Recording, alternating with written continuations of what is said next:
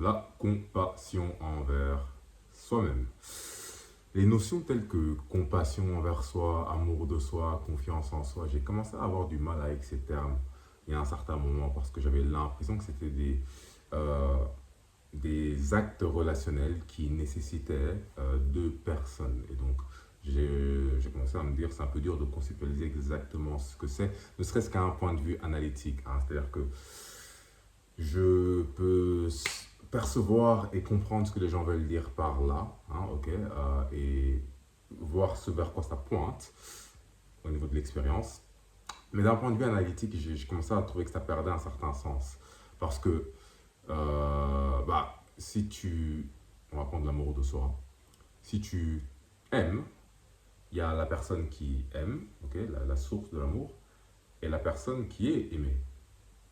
Le problème, c'est que si tu es là, c'est qui est ici? Et si tu es la personne aimée, qui est là? Tu vois? J'ai l'impression que l'amour nécessite l'entité qui donne l'amour et l'entité qui est le réceptacle de cet amour-là. Ok? Hein, et dans le sens où on ne peut pas se donner quelque chose. Je ne peux pas me donner un objet. Si j'ai une balle entre les mains, je ne peux pas me la donner, vu que je l'ai. Je peux que la donner à une autre personne. Si par exemple je la lance en l'air et qu'elle retombe dans ma main, à ce moment-là, je la rattrape, re-attrape. Je l'attrapais au départ, c'est-à-dire que j'avais une grippe, une saisie dessus. Je la lance et je l'attrape à nouveau. Donc je re-attrape à ce moment-là. C'est pas que je la reçois, tu vois. Si je donne à ma main gauche, ma main droite donne à ma main gauche. Mais ma main droite ne peut pas donner à ma main droite. Je sais pas si tu vois ce que je veux dire. Donc l'amour de soi, I don't know what that means. Tu vois. Quoique, comme je disais, je peux. Bon, alors, je vais te partager un peu comment je vois la chose ici. Avant que je. On va arriver sur le sujet de la compassion envers soi.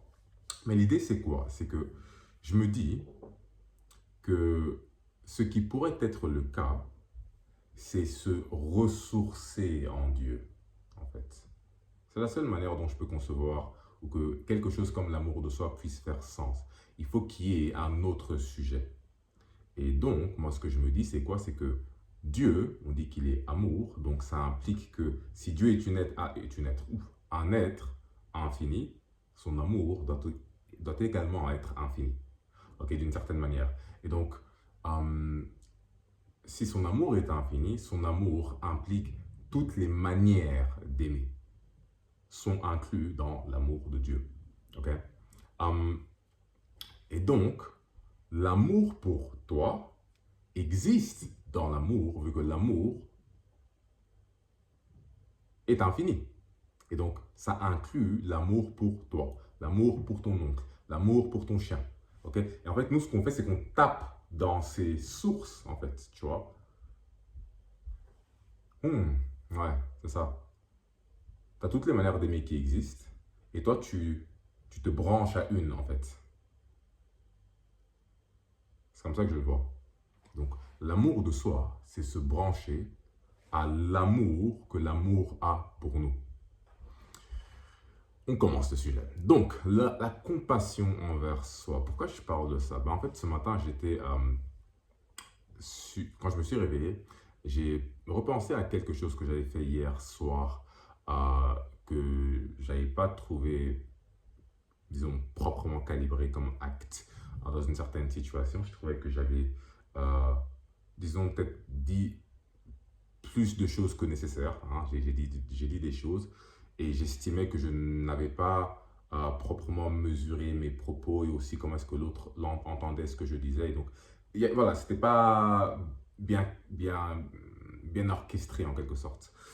Et donc, je m'en voulais ce matin. J'étais là, mais pourquoi j'ai fait ça? Tu vois, genre, je trouve que j'ai une tendance à parfois, et c'est un truc qui m'est déjà arrivé, je sais pas que c'est un truc très fréquent, mais ça m'est déjà arrivé de faire ça. Et j'étais un peu en mode, tu vois, dans une sorte d'autocritique. Et puis j'étais là, wow, attends, je me suis attrapé, je suis là, wow, attends, 2 secondes. Hum, je suis en train de me taper dessus là, tu vois, parce que j'ai fait une erreur. Mais je m'attends à quoi? Est-ce que j'étais censé exercer une sorte de performance parfaite dans cette situation? Et est-ce que pour le restant de ma vie, je vais exercer une performance parfaite? Non. Tu vois, j'ai vraiment eu cette pensée, je me suis dit, ok, quelle serait la manière pour que moi, je n'ai plus à me taper dessus? Bah, l'un d'entre eux, ça pourrait être, par exemple, exercer une performance parfaite. Si j'exerce une performance parfaite le restant de ma vie, ben, je n'aurai pas à me taper dessus. Sauf que cette option n'est pas sur la table des options, tu vois. Donc, la seule manière pour moi de ne pas me taper dessus sur mes erreurs, c'est de faire preuve d'une forme d'autocompassion. Vu que l'autre option qui est exécution parfaite le restant de mes jours, indisponible comme option, eh ben, le seul qui reste, c'est l'autocompassion envers moi. Et donc, ça m'a ramené un peu les idées en place. Je me suis dit, ok, je ne vais pas exercer une performance parfaite. Tu vois? Et on se tape dessus, hein, totalement, alors que tout le monde est dans le même bateau. Tout le monde fait des erreurs tout le temps. Tu vois? Pourquoi se taper dessus? Hein? Imagine, je sais pas moi, même lors de même à ton dernier jour. Okay, tu pourrais être, je sais pas moi, sur ton lit et tu es en train de partir, tu perds un peu d'énergie et tu vois, au lieu de dire je t'aime à, je sais pas qui est en face de toi, ton partenaire ou les gens qui t'accompagnent à ce moment-là, tu dis Shazam. Tu vois. Au lieu de dire je t'aime, tu dis Shazam. Et puis tu meurs.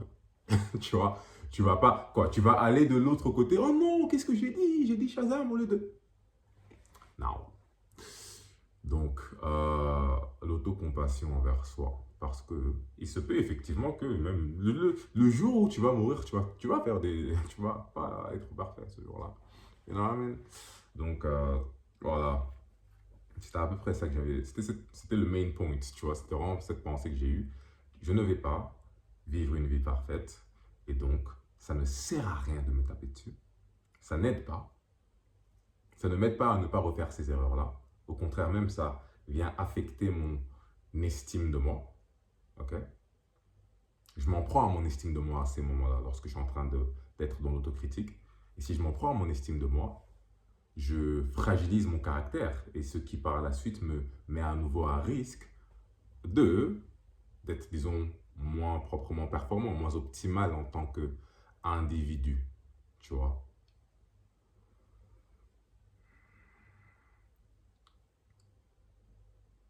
L'autocompassion envers soi. Et je suis, non. Et pour revenir un peu à ce que je disais plus tôt, je pense que la manière dont je visualisais ça, comme je te dis, j'ai du mal un peu avec ces idées de amour de soi, compassion de soi, machin, etc.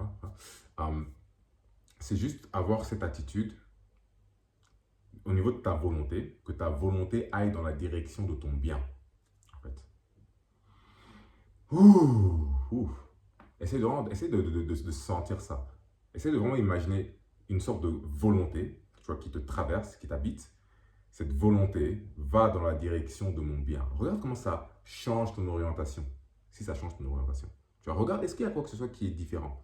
Est-ce qu'il y a une autre manière dont la vie devant toi se redresse? Est-ce qu'il y a d'autres éléments, d'autres manières d'agir, d'autres comportements, d'autres choses à faire qui se présentent en fait dans ton champ d'appréhension? Imaginez une volonté en toi qui est là et qui va dans la direction de ton bien. Parce que si tu es quelqu'un qui a tendance à agir dans la direction de ton mal, tu vas sentir que c'est un autre paradigme qui vient. C'est une autre réalité parce que ça ne va pas dans la direction de tout ce que tu fais qui te font du mal. Mais ça va dans une autre direction. Et l'idée, c'est quoi? C'est que tu veux suivre cette direction. That's the thing. Ce sera assez.